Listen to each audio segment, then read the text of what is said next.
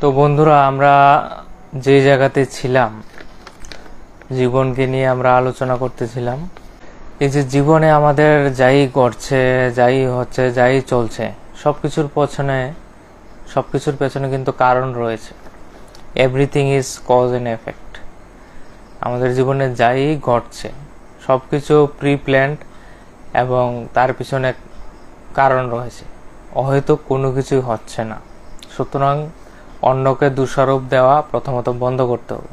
আমরা যে আমাদের জীবনের সমস্যাগুলির জন্য, নানা পরিস্থিতির জন্য অন্যদেরকে দোষ দিই, সেই দোষ দেওয়াটা সর্বপ্রথম বন্ধ করতে হবে।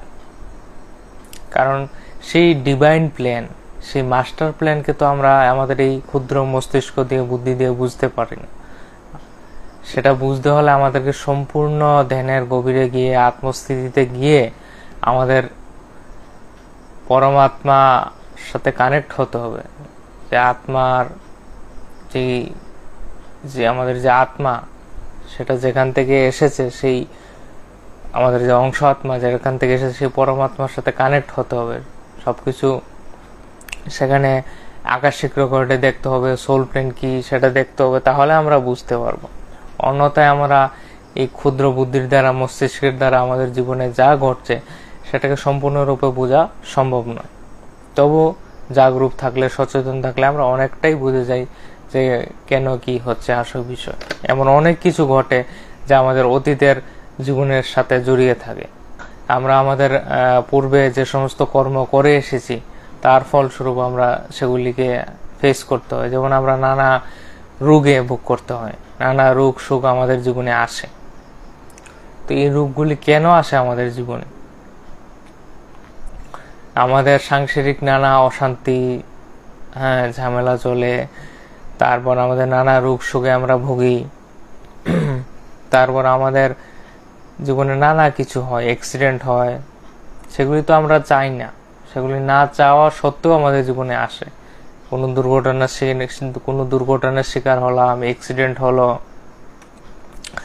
আমাদের ঘরে চুরি ডাকাতি, এই সমস্ত যে অনাকাঙ্ক্ষিত জিনিসগুলা, অপ্রত্যাশিত জিনিসগুলো আমাদের জীবনে হয়, সেগুলার পিছনে কারণ রয়েছে। হয়তো কোনো কিছু হচ্ছে না, আমরা কারোর মাথায় বাড়ি দিয়ে এসেছি, তো তাহলে প্রকৃতির নিয়ম অনুসারে স্বাভাবিকভাবে সে আমার মাথায় বাড়ি দিবেই।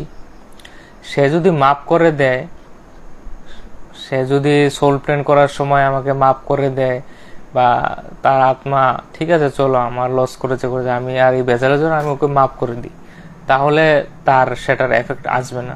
কিন্তু সবাই তো আর আপনাকে মাফ করবে না। কেউ রিভেঞ্জ নিতে চাইবে না, বলবে তুমি আমাকে খুন করেছো, আমি তোমাকে খুন করেই ছাড়বো, তাহলে আমার আত্মা শান্তি পাবে।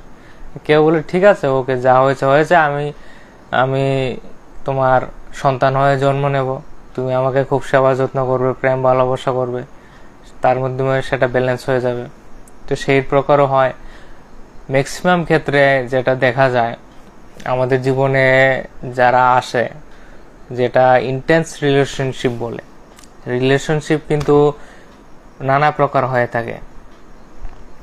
কার্মিক রিলেশনশিপ আছে, তারপর সোলমেট আছে, টুইন ফ্লেম আছে। তো আমাদের 95% রিলেশনশিপই হচ্ছে কার্মিক রিলেশনশিপ। তারপর বাকি 5%-এর মধ্যে আছে সোলমেট এবং টুইন ফ্লেম। কার্মিক রিলেশনশিপ হচ্ছে যেগুলির সাথে আপনার কোনো কর্মের টানাবানা লেনদেন রয়েছে। ধরুন আপনি এমন কাউকে খুব অত্যাচার করেছেন, মারধর করেছেন, কিংবা তাকে শোষণ করেছেন, এখন বা কাউকে খুন মার্ডারই করে দিলেন। এখন সে বলল, যখন সোল প্ল্যান তৈরি হয় তখন সেই ব্যক্তিটা বলল, মানে আপনার সেখানে গুরুমণ্ডলী থাকে, সবাই কাউন্সিলিং টিম থাকে, তখন সেই ব্যক্তি আমি এর প্রতিশোধ চাই, আমিও তাকে খুন করব। তখন সেই পক্ষের গুরু বলল, আরো একটা অপশন আছে, এক কাজ করো সন্দীপ, তুমি এক কাজ করো, তুমি যেহেতু ওকে খুন করেছো, এখন সে চাইছে খুন করতে, এখন এক কাজ করো, তোমরা আরো একটা অপশন আছে, সেটা হবে কিনা দেখো। তোমরা দুজনে একটা জন্মে, এই জন্মটাতে হাজব্যান্ড ওয়াইফ হয়ে যাও, মতলব ওকে স্পাউস হিসেবে গ্রহণ করে নাও, তাহলে এটা ব্যালেন্স হয়ে যাবে। সে খুন করছে এখন, সেও যদি তোমাকে কষ্ট দেয় এমন করে, সেটা আরো রিভেঞ্জ বাড়তে থাকবে, অনেক জন্ম, হয়তো 10 জন্ম পর্যন্ত এটা লেন্দি হয়ে যাবে, চলে যাবে। তার চেয়ে ভালো সন্দীপ তুমি একে বলো, ওকে স্পাউস হিসেবে তুমি এই জন্মটি নিয়ে নাও, তাহলে দুজনের মধ্যে কিছু ঝগড়াঝাটি হবে, অশান্তি হবে, মারধর হলেও ধীরে ধীরে প্রেম ভালোবাসার মাধ্যমে, হাজব্যান্ড ওয়াইফের প্রেম ভালোবাসার মাধ্যমে সেটা সেই যে খামতিটা হয়েছিল, কর্মের ডিসব্যালেন্স, সেটা ব্যালেন্স হয়ে যাবে। তাহলে দুনো পক্ষ যদি এগ্রি থাকে, তাহলে তারা একে অপরকে স্পাউস হিসেবে গ্রহণ করে প্ল্যান করে আসে। তো ম্যাক্সিমাম 95% রিলেশনশিপই এইরকম আছে। মানে ভাবতে গেলে অবাক, আপনি যাকে প্রেম করে মরছেন, আপনি যাকে জীবন জীবন করছেন, ভালোবাসেন, সেই আপনার শত্রু, সবচেয়ে বড় শত্রু। সেটা বলা উচিত না প্রকাশ্যে, কিন্তু বাস্তবে এটাই। আপনার যার হাজব্যান্ড স্ত্রী এত ঝগড়া কেন হচ্ছে বা এত সমস্যা কেন, এগুলি কর্মের যে লেনদেন থাকে সেগুলো ব্যালেন্স করার জন্য আমরা ইন্টেন্স রিলেশনশিপে নিয়ে আসি, অথবা ফাদার মাদার অনেক সময় তাদেরকে নিয়ে আসি, বা সন্তান কথা শুনে না, নানা ধরনের ঝগড়াঝাটি, মারপিট, সেগুলো ফ্যামিলিগত ইন্টেন্স রিলেশনশিপগুলো কার্মিক হয়ে থাকে। সেখানে অতীতের এমন কোনো আত্মাকে তুমি কষ্ট দিয়েছো, মারধর করেছো, বা তোমার ঋণ শোধ করতে হবে, শুধু যে মারধর নয়, তাকে সেবা করার মাধ্যমে ঋণ শোধ করা, নানান ধরনের সিচুয়েশন থাকে, ক্রাইটেরিয়া থাকে। তো সেই ক্ষেত্রে আমরা এই ধরনের কার্মিক রিলেশনশিপ হয়, এই সংসারের মধ্যে থেকেই এইটা ব্যালেন্স করে আমরা অগ্রগতি করতে পারি। এই জন্য সংসারকে বলা হয় মেইন আধ্যাত্মিকতা। শুধু এই যে পূজা পাঠ করা এগুলো হচ্ছে সাম্প্রদায়িকতা, সংসারটাই হচ্ছে মেইন স্পিরিচুয়ালিটি। এই জন্য সংসারের অপর নাম হচ্ছে সবচেয়ে বড় আধ্যাত্মিক কেন্দ্র। এই সংসারকেই ছাড়লে হবে না, সংসারটাই মুখ্য, সেটাই আধ্যাত্মিকতা। সেটাকে যত অ্যাকুরেটলি আমরা করতে পারবো, তত আমরা স্পিরিচুয়ালিটির শিখরে পৌঁছতে পারবো। সবকিছুর পেছনে কারণ রয়েছে, everything is cause and effect, কারণ ছাড়া কোনো কিছুই ঘটছে না। তো এই বিষয়টা আমাদেরকে বুঝতে হবে। তো আপনার মা বাবাই হোক, যেই হোক, আপনার হাজব্যান্ড আপনাকে মারধর করছে বা অপমান করছে, ঠিক আছে, তার সাথে তো আপনি আর অত্যাচারিত হতে যাবেন না, লিমিট রেখে সহ্য করতে হবে, অ্যাডজাস্ট করতে হবে, মিলিয়ে চলতে হবে। না হলে কিন্তু, এবং ক্ষমাও করতে হবে, ক্ষমাও, একে অপরের ভুল তো করবেই, ক্ষমাও করে দিতে হবে, গ্রহণ করতে হবে, অ্যাকসেপ্ট করতে হবে, মিলিয়ে চলতে হবে। তাহলে আপনার কর্মটা ব্যালেন্স হয়ে যাবে। নয়তো আবারও এসে জন্ম নিয়ে একসাথে যদি আবারও ফাইট করেন, আবারও খুন মার্ডার করে বসে থাকেন, তাহলে কিন্তু আবার কর্মের বোঝা নিয়ে, আরো উল্টা বেশি বোঝা নিয়ে চলে যাবেন।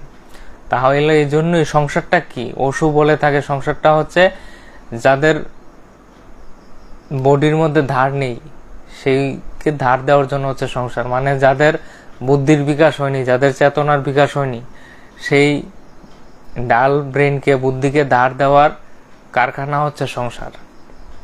যারা অলরেডি এনলাইটেন মাস্টার, যারা সেই লুপ থেকেই বের হয়ে গেছে, তাদের সংসারের কোনো প্রয়োজন নেই। তারা আসলেও সংসারে আসলেও বিশেষ পার্টিকুলার পারপাস নিয়ে, সমাজের কল্যাণে আসে এনলাইটেন মাস্টাররা জন্ম নিলে। আর বাকি নর্মাল আত্মারা যারা আছে, যারা এখনো সে প্রবুদ্ধ স্থিতিতে পৌঁছায়নি, জ্ঞান দীপ্ত হয়নি, তারা এই সংসারের থেকেই ধীরে ধীরে শিখতে শিখতে অগ্রগতি হয়। এটাই সংসারটাই আধ্যাত্মিকতা, এটাই শেখার সবচেয়ে বড় ফ্যাক্টরি, কারখানা। আর পৃথিবীটা হচ্ছে একটা স্কুল, আর জীবনটাই হচ্ছে একটা শিক্ষাক্ষেত্র, শিক্ষক। জীবনটাকে লাইটলি নিলে চলবে না, আবার সিরিয়াসলি নিলেও চলবে না। জীবনটাকে একটা ড্রামা, একটা বাস্তবের একটা ড্রামা, সেটাকে কৌশলভাবে প্লে করতে হবে। জীবনটাকে সিরিয়াসলিও নেব না, ডোন্ট টেক ইট সিরিয়াসলি, তাহলে এটা সম্পূর্ণ নরক হয়ে যাবে। সেটাকে হাসি খুশিতে, মজাতে এবং কৌশলতার সাথে প্লে করতে হবে, এবং অনাসক্ত হয়ে চলতে হবে। কারোর সাথে কোনো অ্যাটাচমেন্ট নেই, দুনিয়াতে কেউ কারণ নেই, সেটা বাস্তব সত্য। আপনি কান খুলে শুনে রাখেন, কেউ কারণ নেই। সবাই ওই যে আত্মা, আপনার স্ত্রী, সেও অন্য আত্মা, সেও এসেছে হয়তো কর্মের ব্যালেন্স করার জন্য, কিংবা কোনো ঋণ শোধ করার জন্য, বা কোনো না কোনো এসেছে। কেবলমাত্র যে 100% মধ্যে 5% তারাই কর্মের বোঝা থেকে অনেকটা মুক্ত হয়ে যায়, তখন তারা সামান্য কর্ম থাকে, তখন তারা আসে সমাজসেবার উদ্দেশ্যে। যে সোলমেট কাকে বলে? সোলমেটের মধ্যেও দুটো আত্মা ভিন্ন, এক নয়। তারা আসে তোমার লাইক মাইন্ডেড, আপনার তাকে সেখানে কর্মের এতটা বোঝা থাকে না, কর্ম একদম মাইনর থাকে, তখন তারা এনলাইটমেন্টের অনেকটা কাছে চলে। তখন তারা সমাজ সেবার উদ্দেশ্যে কোনো হসপিটাল চালাবে, সোশ্যাল ওয়ার্ক করবে, বিশেষ করে সমাজ সেবা বা কোনো সমাজের কল্যাণে বা বিশেষ কোনো উদ্দেশ্যে তারা একসাথে জন্ম নেয়।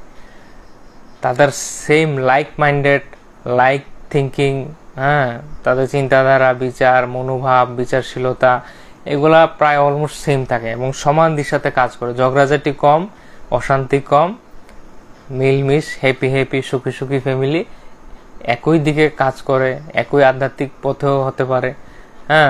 বিশেষ করে তার সমাজ সেবার উদ্দেশ্যেই তারা কাজ করে বা কোনো ধার্মিক আধ্যাত্মিক এগুলো কিছু করে। তারা হচ্ছে সোলমেট। আর টুইন ফ্লেম হচ্ছে হাইয়েস্ট স্টেট। সেটা হচ্ছে যেমন আমি হচ্ছে টুইন ফ্লেম। এই ক্ষেত্রে কি হয়, একটা আত্মাই এনলাইটমেন্টের আগের স্টেজগুলিতে এসে দুইটা ভাগে ভাগ হয়ে যায়। যেমন আমি এবং আমার স্পাউস একই আত্মা, সেটা দুইটা পোর্শনে রয়েছে, মেল এন্ড ফিমেল। তো কি হয় এখানে, টুইন ফ্লেম কাকে বলে সেটা বুঝলি। টুইন ফ্লেম হচ্ছে একই আত্মা দুইটা অংশে বিভক্ত, এবং সেটা এমন না যে হাজব্যান্ড ওয়াইফে হতে হবে। অনেক ক্ষেত্রে টুইন ফ্লেম জন্মই নেয় না, সে উপরে থাকে, একটা অংশ নিচে থাকে। উপর থেকে একটা আত্মা, তার আত্মার অর্ধেক অংশ উপর থেকে তাকে গাইড করে, আর অর্ধেক অংশ সে পৃথিবীতে থাকে। অনেক সময় দুজনই জন্ম নেয়, কিন্তু তাদের মধ্যে হেভি ডিস্ট্রাকশন থাকে, অপোজিট পোলিং বেশি থাকে। মানে তারা same potential, same energy, same পোটেনশিয়ালে থাকে, তো তাদের অপোজিট পুলিং বেশি থাকে। তারা তাদের পারপাস একটু ভিন্ন থাকে, কিন্তু যদি তারা একই সাথে কাজ করে, ম্যাক্সিমাম ক্ষেত্রে সেপারেশন হয়ে যায়। টুইন ফ্লেম ধরো কোনো বাই চান্স তাদের দেখাও হলো, তাদের গার্লফ্রেন্ড বয়ফ্রেন্ড দেখাও হলো, ম্যাক্সিমাম ক্ষেত্রে ব্রেকআপ হয়ে যায়, অথবা বিয়ে হলো ডাইভোর্স হয়ে যায়, সেপারেট হয়ে যায়। খুব কম ক্ষেত্রে 100টা টুইন ফ্লেমের মধ্যে একটা টুইন ফ্লেম যদি একসাথে থাকে, কারণ তাদের হেভি অপোজিট পুলিং থাকে, same potential but different direction, এবং জেনুইন কাজ করে সবাই। এবং তারা মেইনলি জন্ম নেয়, টুইন ফ্লেম হয়, একই আত্মা দুইটা অংশে বিভক্ত হয়ে আসার কারণ হচ্ছে তারা স্পিরিচুয়াল ইভলিউশনের জন্য। একসাথে আসলেও তারা একে অপরের কি দোষ আছে সেটা একদম সামনে থ্রো করে, তোমার মধ্যে এই দোষগুলো আছে, এই কমতিগুলো আছে, তার পার্টনার, তার অপোজিট পার্টনার সেটা তাকে দেখাবে, তার মধ্যে একদম সামনে তুলে ধরবে, তোমার এই দোষ, এই সমস্যা, মানে একে অপরকে হেল্প করে, একে অপরের স্পিরিচুয়াল জার্নিতে ইভলভ করার জন্য হেল্প করে, তাদের ফেসগুলো তুলে ধরে। তাহলে এভাবে একই আত্মা নিজেকেই দুইটা ভিন্ন শরীরে থেকে একে অপরকে হেল্প করার মাধ্যমে, গাইড করার মাধ্যমে, ঝগড়া করার মাধ্যমে, তার উইক পয়েন্টগুলো শো করার মাধ্যমে, দোষগুলো শো করার মাধ্যমে হেল্প করে। অধিকাংশ ক্ষেত্রেই 99 ক্ষেত্রে টুইন ফ্লেম এত অপোজিট থাকে, এরা দেখা মাত্রই দূরে চলে যায়, কিংবা গার্লফ্রেন্ড বয়ফ্রেন্ড হলো ব্রেকআপ হয়ে যায়, বিয়ে হলো সেপারেট হয়ে যায়। যারা একসাথে থাকতে পারে তারা স্পিরিচুয়ালিটির গ্রেটার হাইট অব্দি পৌঁছতে পারে, greater height of the spirituality. কারণ টুইন ফ্লেম জন্মই নেয় অনলি এনলাইটমেন্টের জন্য, স্পিরিচুয়াল ইভলিউশনের জন্য।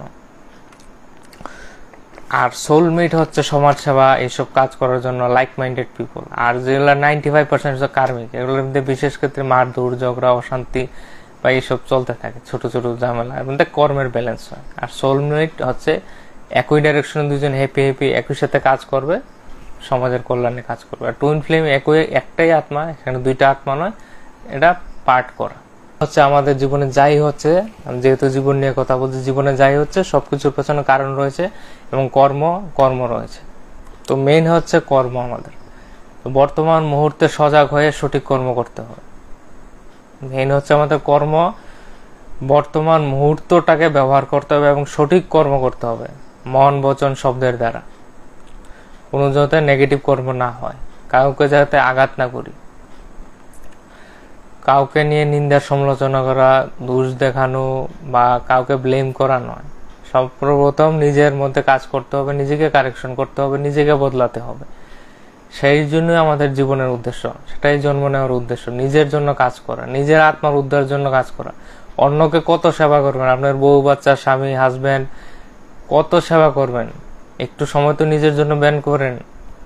24 ঘন্টার মধ্যে অন্তত 1 ঘন্টার সময় নিজের জন্য বের করে ধ্যান করুন, 1 ঘন্টার সময় আধ্যাত্মিক সেবার কাজে দেন, ধ্যানের প্রচার করেন। তাহলে দেখবেন কিভাবে আপনার আত্মার প্রগতি হয়, কে আটকাতে পারবে। নিজের জন্য প্রতিদিন 1 ঘন্টা ধ্যান করুন, 1 ঘন্টা আধ্যাত্মিক সেবার কাজের জন্য দেন, তারপর দেখুন কিভাবে জীবনে পরিবর্তন আসে। তো কর্ম যা সঞ্চিত রয়েছে তা ধ্যান করলে অনেকটাই রিকভারি হয়ে যায়। ধ্যানের মাধ্যমে কর্মবিপাক হয়, প্রক্ষালন হয়। আর বাকি যা অনেকটাই ফেস করতে হবে, ভোগ করতে হবে, যা আসে জীবনে সেটাকে অ্যাকসেপ্ট করুন, সামনের দিকে এগিয়ে যান। আর এখন থেকে সজাগ হয়ে কর্ম করুন। এমন কোনো কর্ম করবেন না মনের দ্বারা, মনে মনে খারাপ চিন্তাও করতে পারবেন না, মনের দ্বারা, চিন্তার দ্বারা, শব্দের দ্বারা। তাহলে সেটা আপনার কাছেই রিটার্ন আসবে এবং 10 গুণ অধিক হার্মফুল হয়ে আপনার কাছে রিটার্ন আসবে। যদি ভালো করেন, ভালোটাও অনেক বেশি গুণ ভালো হয়ে আপনার কাছে আসবে, খারাপ করলেও খারাপটাও অনেক গুণ হয়ে আসবে। সেটা ইউনিভার্সাল ল। তো এই সংসারটাই হচ্ছে মেইন আধ্যাত্মিকতার কেন্দ্র। সংসারটাকে বুঝুন এবং অসুখেও শুনুন। অসুখে শুনলে এই সংসারকে আরো বুঝতে পারবেন। এই সংসারটাই হচ্ছে আধ্যাত্মিকতার প্রগতির চাবিকাঠি। এখানে সমস্ত যে ভূতা ব্রেন গুলা রয়েছে, ভূতা দাওগুলা রয়েছে, সেগুলোকে ধার দেওয়া হয়। এই জন্যই সংসার করা। এই জন্যই পত্রিজি বলেন সংসার মেহি নির্বাণ হে।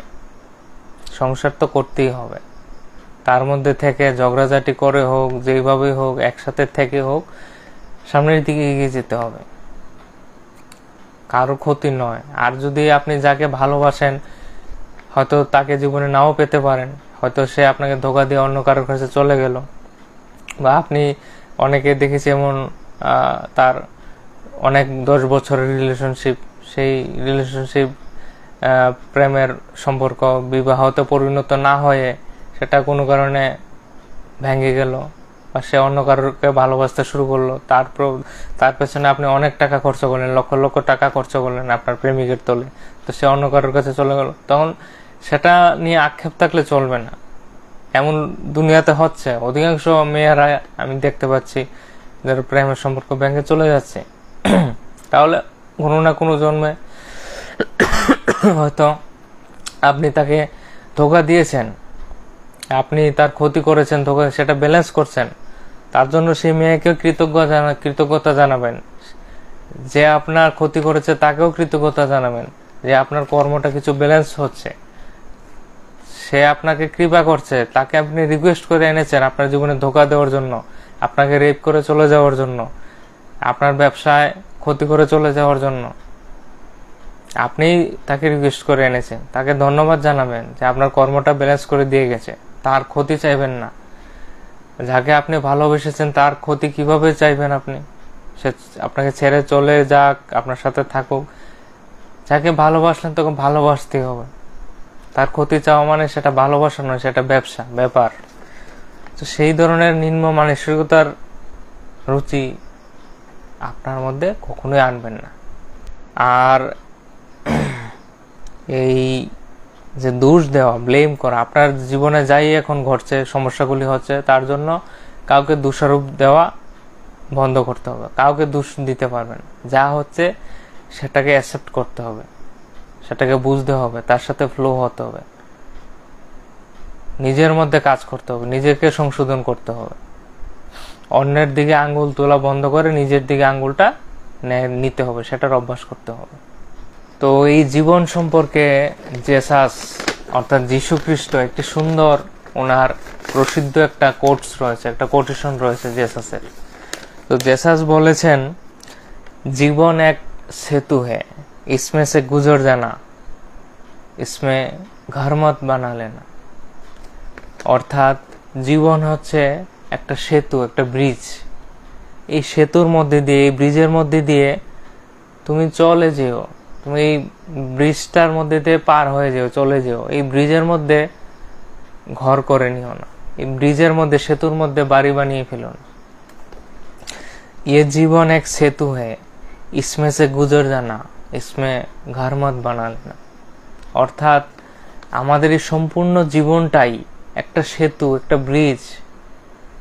এই জীবনটার মধ্যে ফ্লো হওয়া, চলা। এই জীবনের মধ্যে ঘর করা নয়, এখানে ঘর করতে আমরা আসিনি। এটা হচ্ছে একটা স্কুল মাত্র। আপনি কি আপনার স্কুলে গিয়ে, আপনার বিদ্যালয়ে গিয়ে, স্কুলে গিয়ে সেখানে ঘর বাড়ি করে বসে থাকেন? না, সকালে যান, বিকালে চলে আসেন। ঠিক তেমন এই পৃথিবীটাই হচ্ছে একটা স্কুল।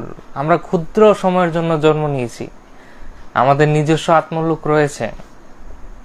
সেই আত্মলোক থেকে আমরা স্বল্প সময়ের জন্য বারবার এখানে আসি, জন্ম নেই কিছু শেখার জন্য, আমাদের চেতনার বিকাশ করার জন্য। আমরা অনন্ত আত্মা, এখানে সামান্য সময়ের জন্য স্কুলে আসি। এখানে এসে আমরা এই জড়জাগতিক মোহমায়াতে আটকে যাই, লিপ্ত হয়ে যাই এবং ভাবি এই সংসারটাই সত্য। এই সংসারটাও সত্য, কিন্তু এটা অনিত্য, এটা নিত্য নয়। নিত্য হচ্ছে আত্মা, সেটা হচ্ছে ইটারনাল, এটা হচ্ছে টেম্পোরারি। এখানে ঘর করার নয়, এটা একটা সেতু, একটা ব্রিজ। এটাকে সেলিব্রেট করো ভাই, জীবনে যা আসে সেলিব্রেট করো। কিছু সঙ্গে যাবে না। এত এত যে টাকা পয়সা করছো, বাড়ি ঘর করছো, বউ বাচ্চা করছো, কিছু সঙ্গে যাবে না। সবকিছু এখানেই ছুটে যাবে। জীবনটাই একটা ব্রিজ, সেতু। এত যে টেনশন করছো, আমার এখানে লস হয়ে যাবে, এই হয়ে যাবে, ব্যবসায় ফেলুর হয়ে যাবে, চাকরির টাকা, ইন্স্যুরেন্সের টাকা, এই টাকা, এই ঘর, সেই প্রিমিয়াম, সেই ঘর ভাড়া, চারদিকে টেনশন, কোনো কিছু আপনার সঙ্গে যাবে না। এই জীবনটাই একটা সেতু। इसमें से पार हो जाना, गुजर जाना, इसमें घर मत बना लेना। আমরা স্বভাব কি, আমরা যেখানে যাই সেখানে আসন ঢেলে বসে যাই, সেখানে গিয়ে একটু সেট আপ হয়ে যায়, সেখানেই বসে যাই, সেখান থেকে আর লড়তেই ইচ্ছা করে না। আমরা এক প্রকার আলিস্য হয়ে গেছি, আমরা ভয়ানক আলিস্য হয়ে গেছি। মানে ঘর বাড়ি করে সেখানেই বসে যাই। একটু যদি পরিবর্তন আসে, চাকরি ট্রান্সফার হয়েছে মাতাত বাড়ি, এখান থেকে সেখানে যেতে হবে, বাজারটা করে আনতে হবে, সেটা মাতাত বাড়ি। মানে কোনো কিছু জীবনে একটু পরিবর্তন হলেই আমাদের দুঃখ কষ্ট, হাই হতাশ শুরু হয়ে যায়। জীবনটাই তো পরিবর্তনশীল। আপনি কি সর্বদা যৌবন থাকবেন? সময় আসলে বৃদ্ধ হবেন, মৃত্যু হবেই আপনার। সে পরিবর্তনটাকে অ্যাকসেপ্ট করুন। আপনার সঙ্গে যারা আছে সবাই একে একে ছুটে যাবে, কেউ সঙ্গে থাকবে না। তো এই জীবনটাকে বোঝার চেষ্টা করুন। জীবন পরিবর্তনশীল, কেউ কারণ নয়। এই মৃত্যুটা একটা অনিবার্য সত্য, সেটা আপনাকে সঙ্গে করে নিয়ে যাবে। তারপর আবার জন্মও হবে, আবার মৃত্যু হবে, চলতেই থাকবে, চলতেই থাকবে। তার থেকে শিখতে কি পারছেন, দ্যাট ইজ দ্য ম্যাটার। জন্ম নেওয়ার উদ্দেশ্য হচ্ছে কিছু না কিছু শিখা। আপনি কি শিখছেন, কি লার্নিং করছেন, তো সেই বিষয়ে সজাগ হন, জীবনটাকে বোঝার চেষ্টা করুন, জাগরূক হন। অন্যথায় অন্ধের মতো জীবনটা কাটিয়ে দেবেন, কিছু না শিখেই চলে যাবেন। কিছু তো শিখুন, জীবনটাই একটা শিক্ষাক্ষেত্র। আর এই এখানে সবচেয়ে বড় যে জিনিসটা, আমরা নানা একের পর এক মুখোশ ধারণ করে থাকি। এই সমাজের তালে পরে ভদ্রতার মুখোশ পরে নিই, একের পর এক মুখোশ, একের পর এক মুখোশ। আমিও যে কত মুখোশ পরে আছি আমি নিজেও জানি না। আস্তে আস্তে এক একটা করে আমিও আমার মুখোশগুলি খুলছি। কি করব, ছোটবেলা থেকে মা বাবা যেমন শিখিয়েছে, সমাজ শিখিয়েছে, কেউকে প্রণাম করতে হবে, শ্রদ্ধা করতে হবে, এই করতে হবে, সেই করতে হবে, ভালো পোশাক পরে থাকতে হবে, সুন্দর ব্যবহার করতে হবে, আরো কত কত কত কত। কিন্তু মনটাই ঠিক নেই, মনের মধ্যে বিদ্বেষ, হিংসা, উপরে উপরে ভালো সাজি। আমিও এরকমই ছিলাম, এখনো অনেকটা আছি, সেগুলি থেকে বের হয়ে আসছি। তো সেটাই শিকার। এখানে কাউকে খুশি করতে আমরা আসিনি, আমরা এসেছি আমাদের নিজের আত্মার উদ্ধার করতে, নিজের আত্মার জন্য এসেছি, নিজের আত্মার প্রগতির জন্য এখানে এসেছি। এখানে কাউয়ের কাছে শো অফ করে কি হবে? সেটা অপ্রাকৃতিক জীবন, সেটা অপ্রাকৃতিক ভাবে জীবনযাপন করা, সুন্দর মেকআপ করে সেজে গুজে লুক দেখানো, এগুলি করে কি হবে? ন্যাচারাল ভাবে জীবনযাপন করো, সহজভাবে জীবনযাপন করো, যা মন চায় সেটা একটু করো, নিজের মনকে, নিজের আত্মাকেও একটু খুশি রাখো, তার জন্য চিন্তা করো। লোক দেখানো জীবনযাপন আর কত করবে? তার থেকে কোনো লাভ নেই। সেই জিনিসটাই ওষু থেকে আমি অনেকটা শিখেছি, বুঝতে পেরেছি জীবনযাপনের কলা। এই মুখোশগুলা খুলে নিন, ধীরে ধীরে খুলে নিন, নিজেই পয়েন্ট আউট করুন আপনি কি ধরনের মুখোশ পরে আছেন।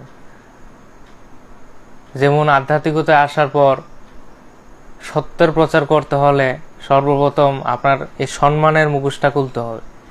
আমি যে প্রচার করি, মানুষ আমাকে পাগল বলে, সবাই কি, শুধু আমার না, যারাই আধ্যাত্মিক পথে আছে, যারা প্রচার শুরু করে এবং জেনুইন ভাবে করে, তাকে পাগল বলবেই, সমাজ আপনাকে পাগল বলবে। কারণ সমাজ অন্ধকারে রয়েছে, আপনার চেতনার বিকাশ হয়ে গেছে, আপনি একটা লেভেলে পৌঁছে গেছেন। এখন আপনি যেই লেভেল থেকে কথা বলবেন সেটা সমাজের লোক বুঝবে না। বুঝতে হলে তাকে আপনার সৎসঙ্গ শুনতে হবে, আপনার পেছনে লেগে থাকতে হবে, তাহলে সে বুঝবে। চট করে আপনার কথা কেউ শুনলে সে আপনাকে পাগল ভাববেই, তো সেটা আপনাকেও অ্যাকসেপ্ট করতে হবে। ভাই, তাদের কোনো দোষ নেই, তারা আপনাকে অসম্মান করবে, গালিগালাজ করবে, ইট পাথর ছুড়বে, অসম্মান করবে, নানান কিছু বলবে, অপবাদ করবে, সেগুলো অ্যাকসেপ্ট করে নিতে হবে। তাদের দৃষ্টিভঙ্গি থেকে তারা সঠিক, কারণ তারা অন্ধকারে আছে। আপনার দৃষ্টিভঙ্গি থেকে আপনি সঠিক, কারণ আপনি চেতনার একটা স্তর আগে এগিয়ে গেছেন। তো এই ধরনের নানা কিছু হবে। তো আধ্যাত্মিকতায় প্রথম এই সব মান অপমান সম্মান এসবগুলো ত্যাগ করতে হবে। যদি আপনি ইউনিভার্সের কাজ করেন, প্রকৃতির কাজ করেন, গুরুর জন্য কাজ করেন, তাহলে সেটাই প্রমুখ্য রাখতে হবে। আপনি ইঞ্জিনিয়ার, একজন ইঞ্জিনিয়ার হয়ে সম্মান নিয়ে বসে থাকলেন, ডাক্তার হয়ে প্রতিষ্ঠিত আপনার পদ প্রতিষ্ঠা নিয়ে বসে থাকলেন, উকিল হন, ব্যারিস্টার হন, স্কুলের টিচার হন, এগুলো সম্পূর্ণ সাইড করে নিতে হবে। আধ্যাত্মিকতার প্রচার করা মানে বিশাল বড় কাজ, সেটা হচ্ছে পরমাত্মার কাজ। পত্রিজি বলেছেন ধ্যান প্রচার করা হচ্ছে পরমাত্মার কাজ। সেটা আপনি নিজেই উপলব্ধি করতে পারবেন যখন এই পথে চলা শুরু করবেন, ধ্যানের প্রচার করবেন। তো ওই মানুষকে অন্ধকার থেকে আলোতে নিয়ে আসতে হলে, পথ প্রদর্শন করার জন্য আপনার মধ্যে অদম্য শক্তি থাকতে হবে, আত্মশক্তি থাকতে হবে। সে আত্মশক্তি আসবে ধ্যান থেকে।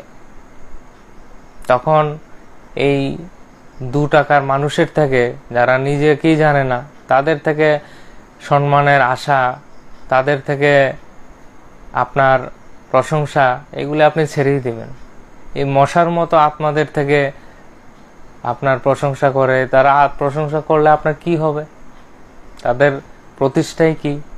তারা নিজেই, তাদের কোনো বেল নেই, তাদের প্রশংসার জন্য আপনি বসে আছেন। এগুলা সম্পূর্ণ ছাড়তে হবে। আপনাকে পুরা একদম আপনার স্লেটটাকে পরিষ্কার করতে হবে। সো সেইগুলা দিক থেকেও সচেতন, এজ এ স্পিরিচুয়াল পার্সন, আধ্যাত্মিক ব্যক্তি হিসেবে আপনাকে অনেক তৈরি হতে হবে। যারা এই পথে চলা শুরু করছেন মাত্র, আপনাদের তো অনেক আরো যাত্রা বাকি রয়েছে। এই যাত্রা শেষ নেই, শুরু আছে, শেষ নেই। চলতে থাকুন, চলতে থাকুন, চলতে থাকুন। আমিও চলছি। প্রতিদিন কিছু না কিছু শিখছি, এক দিন শিখছি।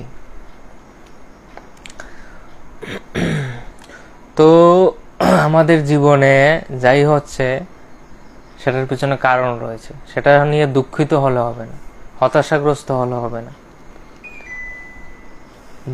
হতাশাগ্রস্ত হলে হবে না। যা হচ্ছে সেটা আপনার মঙ্গলের জন্য, সেটাকে অ্যাকসেপ্ট করুন, সেটাকে গ্রহণ করুন। আজ নয়তো কাল বুঝে যাবেন যে সেটা আপনার মঙ্গলের জন্যই হচ্ছিল। সেটা সম্পূর্ণ ইউনিভার্স আপনাকে হেল্প করছে, নানাভাবে হেল্প করছে। আপনি সেই বিষয়ে সচেতন থাকেন, সেই বিষয়টাকে বুঝতে পারেন কিংবা বুঝতে নাও পারেন। আপনার জ্ঞাত অনুসারে কিংবা অজ্ঞাত আপনি অজ্ঞাত থাকতে পারেন কিংবা জ্ঞাত অনুসারেও ইউনিভার্স আপনাকে প্রতি পদে পদে হেল্প করছে। সেটাকে গড বলুন, প্রকৃতি বলুন, যেই বলুন, সেই ইন্টেলিজেন্স, বুদ্ধিমত্তা আপনাকে সহযোগিতা করেই যাচ্ছে, কিন্তু আপনি সেই বিষয়ে সচেতন না, বেহুশ হয়ে আছেন। তো সেটাকে আপনি বিশ্বাস করতে হবে না। আপনি ধ্যানের পথে আসলে সেটার মধ্যে 100% বিশ্বাস, যখন আপনি জেনে যাবেন বিষয়গুলো, 100% বিশ্বাস অটোমেটিক এসে যাবে। অন্ধবিশ্বাস করেও লাভ নেই, জানার চেষ্টা করুন। প্রকৃত পক্ষেই আপনি সবাই দ্বারা গাইডেড হচ্ছেন, হেল্পফুল। আপনি অসহায় অবস্থায় নেই। আপনি নিজের প্রচেষ্টায় আপনার আত্মার উদ্ধার করছেন এবং তার জন্য প্রকৃতি আপনাকে সহায়তা করছে, যদি আপনি প্রকৃতির অনুকূলে চলেন। প্রকৃতির প্রতিকূলে চললে আপনি বাধাপ্রাপ্ত হবেন, সেটা তো স্বাভাবিক কথা। আপনি মাছ মাংস খাবেন, মদ খাবেন, আনন্দ ফুর্তি করবেন, নেশায় বুধ হয়ে থাকবেন, তাহলে তো আপনার প্রগতি হবে না, উল্টা ডাউন হবে, কষ্ট পাবেন। আপনার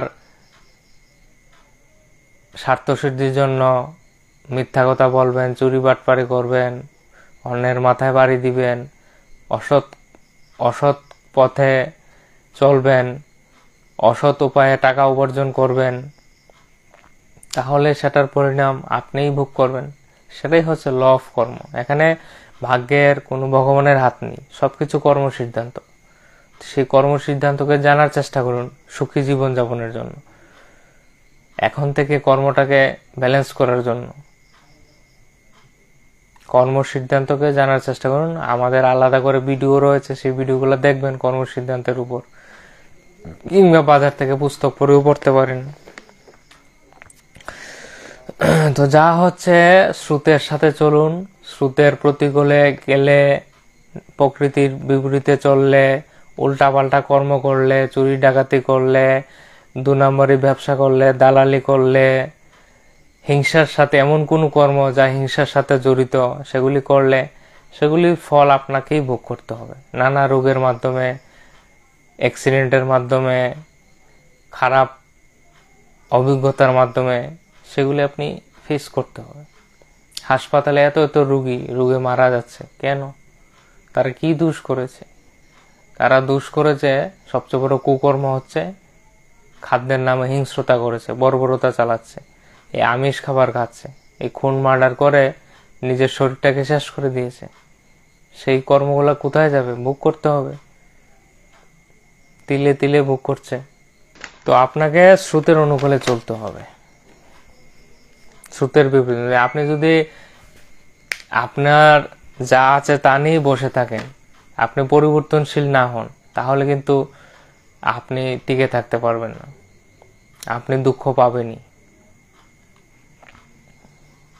আপনি যদি টাকা পয়সা, সম্পত্তি, ধন দৌলত, আপনার স্ত্রী, এগুলোর মধ্যে আটকে থাকেন, এটাই সারা জীবন রাখতে চান, আপনার যৌবন আছে, যৌবনটাকে সারা জীবন দুঃখ, সারা জীবন ধরে রাখতে চান, তাহলে কি সম্ভব হবে?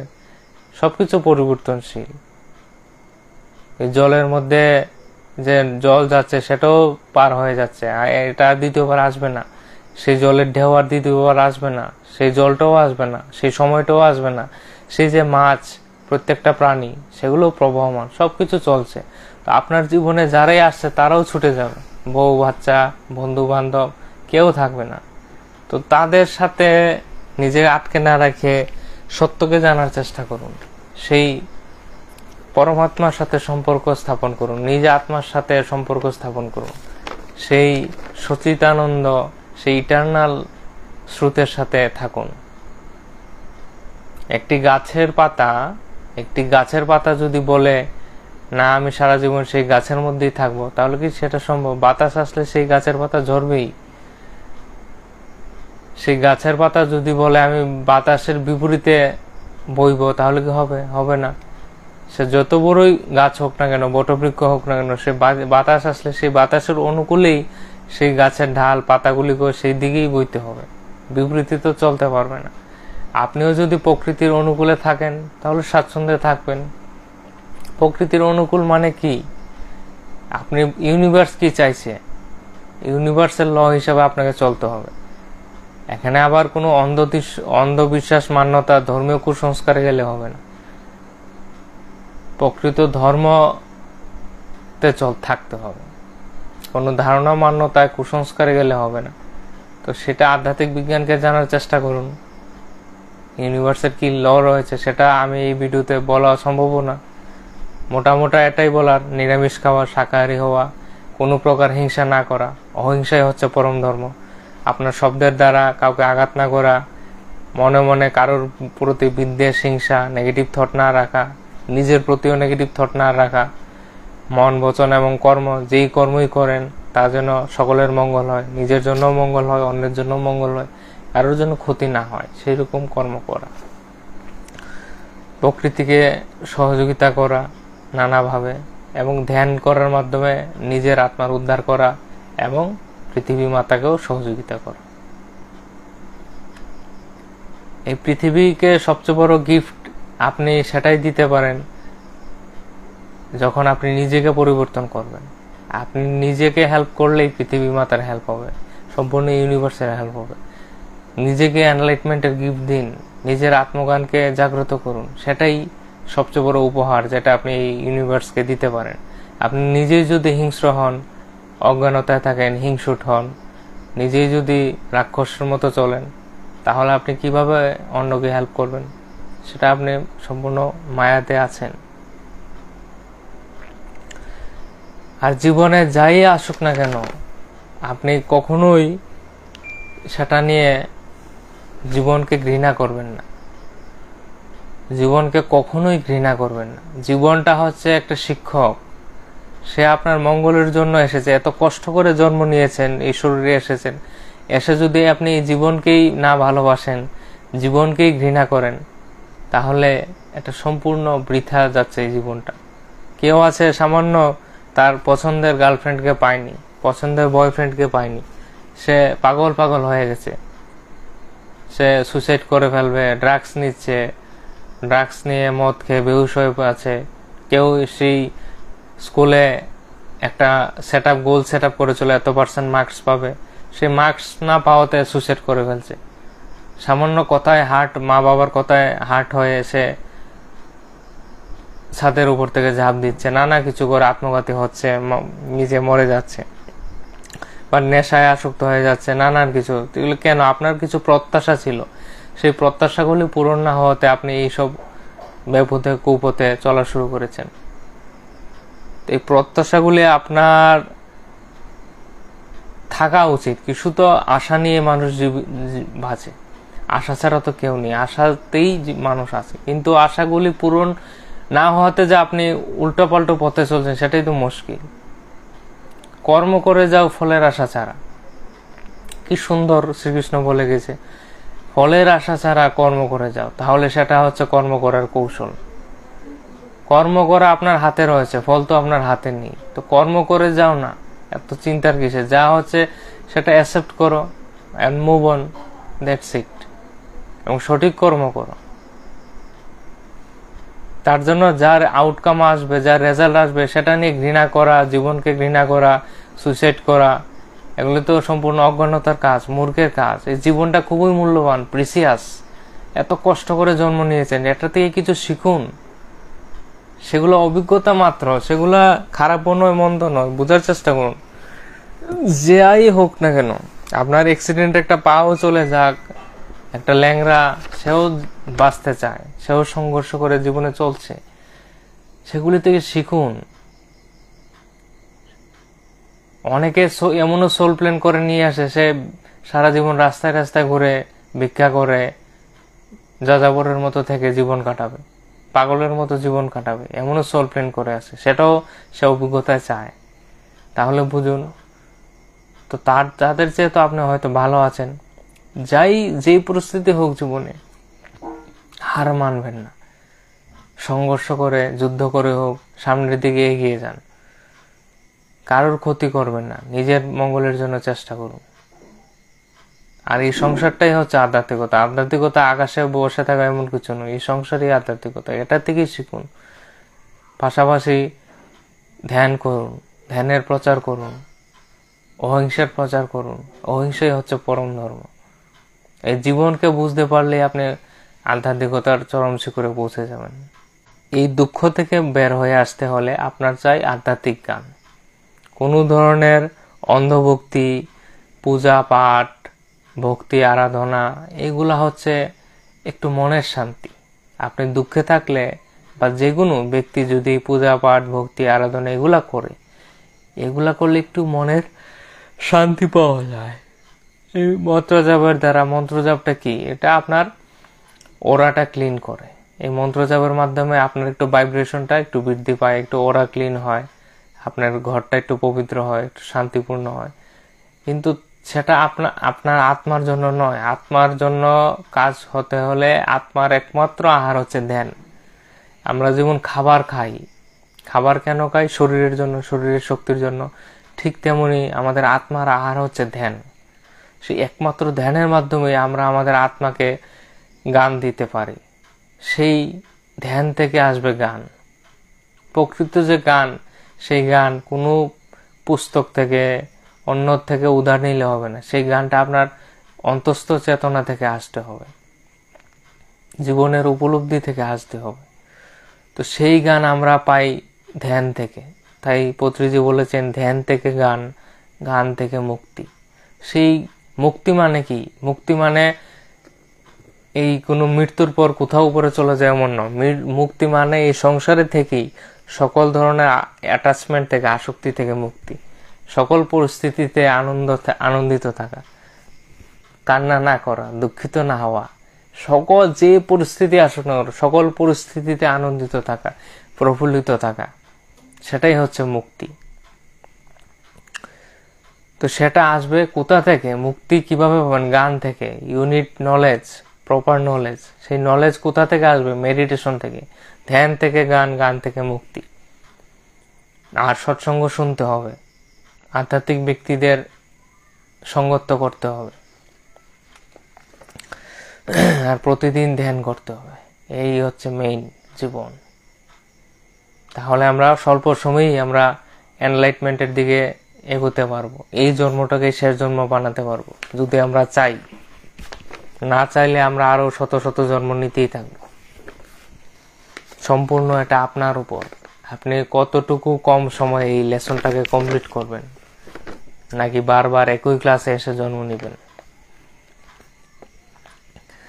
আর একটা যে বিষয় হচ্ছে, সেটা হচ্ছে এই জীবনকে যতটুকু আমরা সজাগ হয়ে, জাগরূক হয়ে সেটাকে অবজার্ভ করব, ততই আমরা শিখব। জাগরূকতার সাথে সজাগ হয়ে সেটাকে অবজার্ভ করা, শান্ত হয়ে। আর মনের মধ্যে যদি কোনো প্রকার অহংকার আসে, সেটাকে অতি শীঘ্রই ত্যাগ করতে হবে। আমার মনের মধ্যেও অনেক সময় নানা অহংকার এসে পড়ে। কারোর থেকে আমি একটু বেশি জানি, একটু বেশি পণ্ডিত হয়ে গেছি, বা একটু বিশেষ আধ্যাত্মিক হয়ে গেছি, এমন নানা ধরনের মনের মধ্যে আসে, কাজ করে হঠাৎ হঠাৎ। তো এইগুলা হচ্ছে সম্পূর্ণ মূর্খের কাজ। আমাদের সম্পূর্ণ অহংকার মুক্ত, প্রত্যেকটা স্তরে সম্পূর্ণ অহংকার মুক্ত থাকতে হবে। অহংকারই কিন্তু আমাদেরকে নিচের দিকে নিয়ে যায়, অহংকারই আমাদের ডাউন করে দেয়। স্পিরিচুয়াল ইগো আছে, সেগুলো আপনার সতর্ক থাকতে হবে। যে কোনো স্তরের ইগো হোক, যে কোনো লেভেলের ইগো হোক, সেগুলা থাকলে আমাদেরকে সচেতন হয়ে সেটা থেকে বের হয়ে আসতে হবে, সেটাকে অবজার্ভ করতে হবে। তো মনের মধ্যে কোনো প্রকার অহংকার থাকলে সেটা অতি শীঘ্রই, অতি সত্বর ত্যাগ করতে হবে। তাহলে আমরা আধ্যাত্মিকতার উঁচু শিখরে পৌঁছতে পারবো, অতি শীঘ্রই আরো এগোতে পারবো। আমরা বিনম্র হলেই তো শিখতে পারবো। আমি যদি অলরেডি বলি, এই সন্দীপ এগুলো কি বলছে, আমি তো অলরেডি সবকিছু জানি। আমার গীতাতে এমন লেখা, বাইবেলে এমন লেখা, কোরআনে এমন লেখা, এই শাস্ত্রে এই লেখা, এই শাস্ত্রে এই লেখা, বিবেক চূড়ামণিতে এমন লেখা, এমন তেমন লেখা।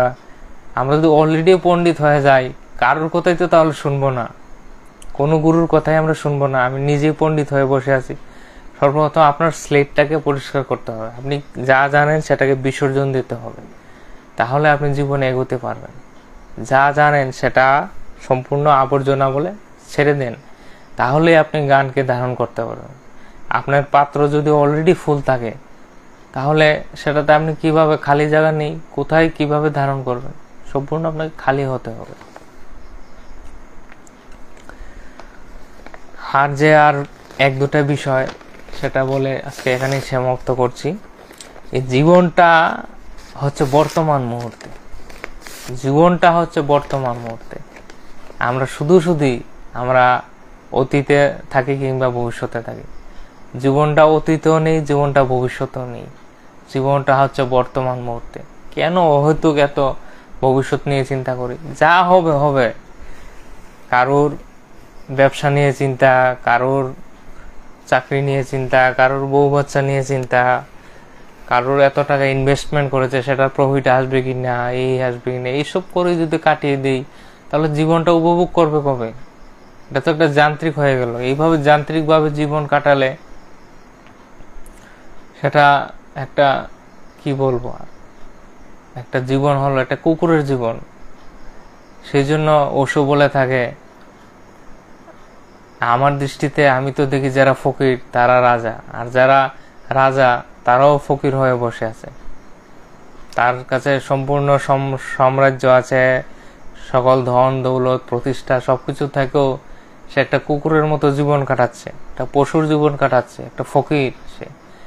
আর এমন অনেক ফকির আছে যে সম্রাটের মতো চলে, তার চেহারার গৌরব, তার আত্মগ্লানি, আত্মপ্রতিষ্ঠা, সে নিজের রাজার নিজে, কখন কি করবে, কোথায় বসবে, কোথায় উঠবে,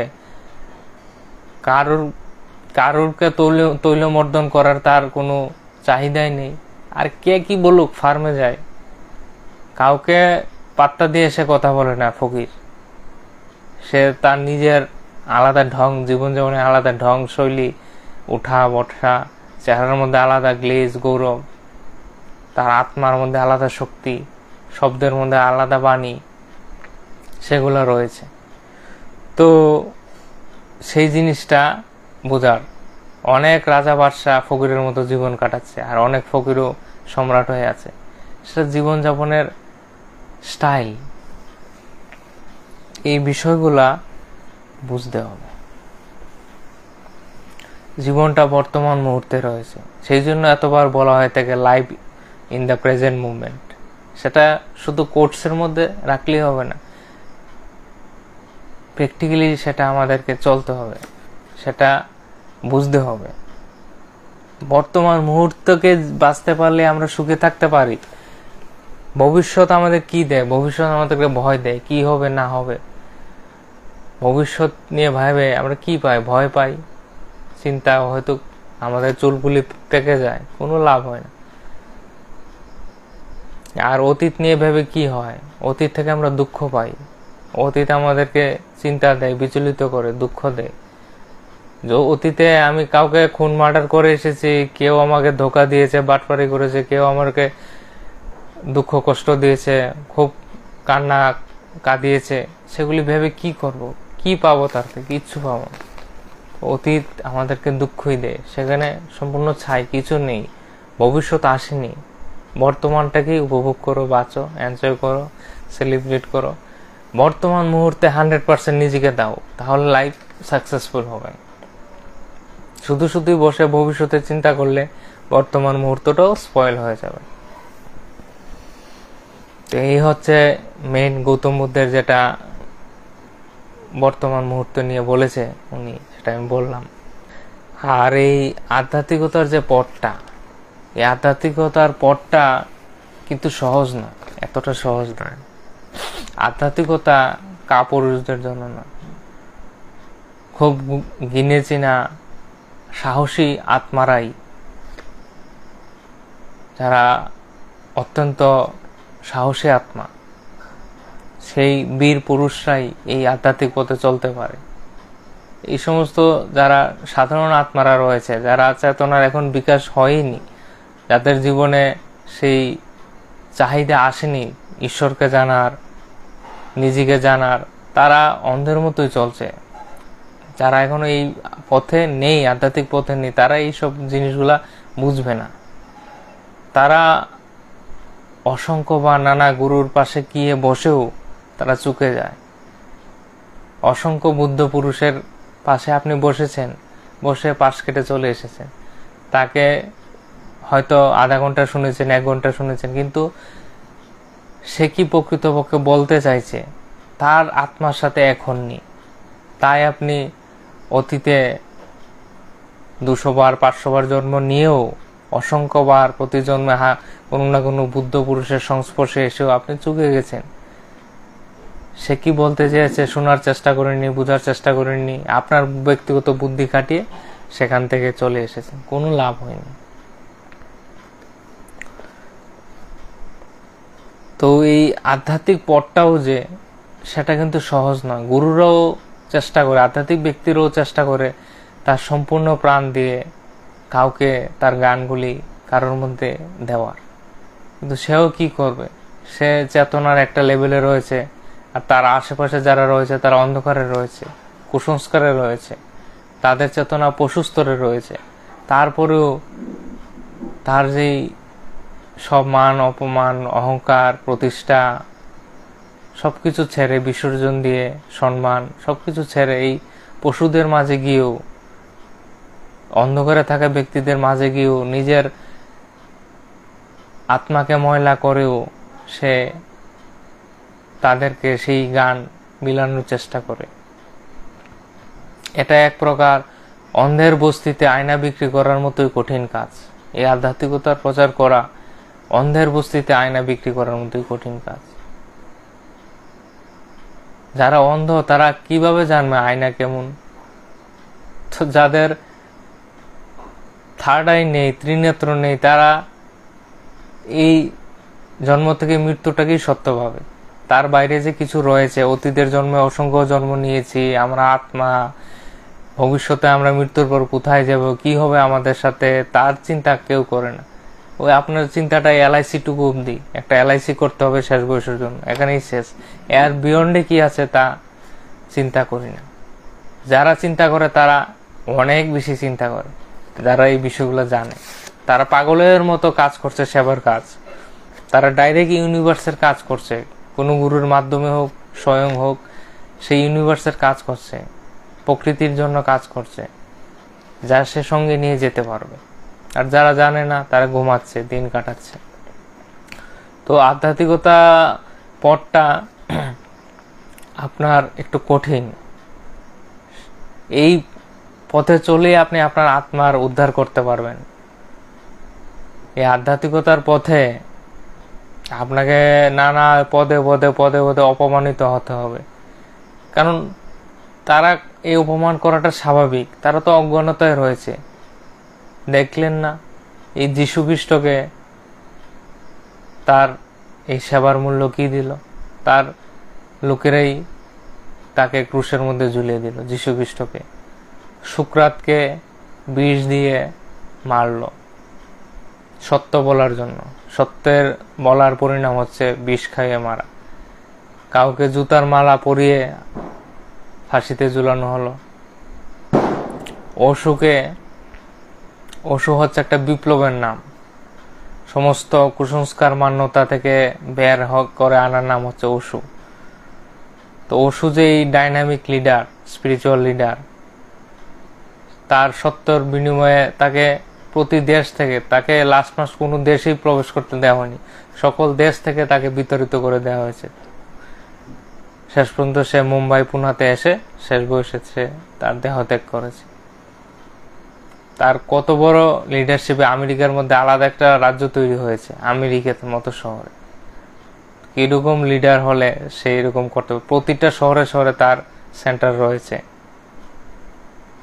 গৌতম বুদ্ধ, সে তার কতটুকু পাওয়ার, সে যারা আস্তিক তারা তো আসা স্বাভাবিক, নাস্তিককেও আস্তিক বানিয়ে ফেলে গৌতম বুদ্ধ। গৌতম বুদ্ধ হচ্ছে একটা স্পিরিচুয়াল সায়েন্টিস্ট, আধ্যাত্মিক বিজ্ঞানী। সে বলে আমি ঈশ্বর সম্পর্কে কিছু জানি না, ঈশ্বরকে সম্পর্কে কিছু বলিও না, তুমি আসো এখানে এক্সপেরিমেন্ট করো, নিজেই জানো।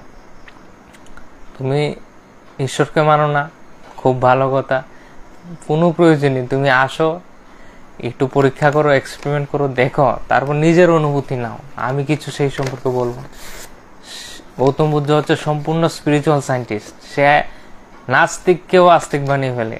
আর আস্তিক তো যারা ধর্মের পথে আসে তারা হচ্ছে আরো ভণ্ড, তাদের মধ্যে জেনুইননেস নেই। তারা অলরেডি তারা মেনে নিয়েছে ঈশ্বর আছে, তারা মেনে নিয়েছে। ঈশ্বর সম্পর্কে কোনো নলেজ নেই, কোনো অনুভূতি নেই, গান নেই, সে মেনে নিয়েছে ঈশ্বর আছে। যারা এই প্রকার আস্তিক তারা, তাদের বিশ্বাস 2 টাকারও বিশ্বাস নেই। আপনি তার জীবনে যখন একটু উথল পুতল আসে, তার সেই বিশ্বাস ভেঙে যায়, সে ঈশ্বরকে দোষ দিতে শুরু করে, সে ঈশ্বরের ফটো ওই ভাঙচুর করে ফেলে দেয় উঠানে। তাদের বিশ্বাস 2 টাকা। যারা প্রকৃত আস্তিক তো আস্তিকই, কিন্তু গৌতম বুদ্ধ তার যে ক্ষমতা, সমস্ত তার বেশিরভাগই নাস্তিককে আস্তিক বানিয়েছে গৌতম বুদ্ধ। সে ঈশ্বর সম্পর্কে একটা শব্দও বলেনি। সে তার জীবনকে দেখার দৃষ্টিভঙ্গি, একজন দ্রষ্টা হয়ে তার সমস্ত গান দিয়েছে এবং সমস্ত তার ব্রহ্মসত্য সে এজ ইট ইজ দিয়েছে। তো ঠিক তেমনি অসু, পত্রিজি এবং নানা গুরুরা যারা রয়েছে, কিন্তু তারপরে দেখা যায় অনেক ম্যানিপুলেশন হয়ে যায়। গুরু চলে গেলে তার নামে ব্যবসা শুরু হয়ে যায়। সে যা বলেছে সেই প্রকৃত নলেজটা ধরে রাখা সঠিকভাবে যায় না। এই জন্যই প্রতি জন্মে জন্মে সময় সময় যে যুগপুরুষ থাকে, গুরু থাকে, তার সান্নিধ্য করাও প্রয়োজন। তাই পত্রিজি বলেছে সকল গুরুদের থেকে শিখতে হবে। আর পত্রিজি ক্লিয়ার কাট 18টা প্রিন্সিপাল দিয়ে গিয়েছে। পত্রিজি তার নিজের কথা একটুকু বলেনি, পত্রিজিকে মনে রাখতে হবে তাও বলেনি। পত্রিজি হচ্ছে নেচার, তাকে গুরু বলাও ভুল। পত্রিজি হচ্ছে নেচার, প্রকৃতি। সেই প্রকৃতির জন্য, নেচারের জন্য তুমি কি করতে পারো সেগুলো 18টা প্রিন্সিপালে দেওয়া আছে। গুরু তো কোটি কোটি হাজার হাজার গুরু রয়েছে, পত্রিজিকে গুরু ভাবাও সম্পূর্ণ ভুল। সে হচ্ছে সম্পূর্ণ নেচার। নেচারের জন্য কি আলটিমেট ট্রুথ রয়েছে সেটা পত্রিজি দিয়ে গেছে। অন্যান্য গুরুরা কি করবে? তার দীক্ষা নিতে হবে, তার নাম নিতে হবে, তার নাম ধাম করতে হবে, তার কীর্তন করতে হবে, তার ফটো সিংহাসনে বসাতে হবে। কেন ভাই?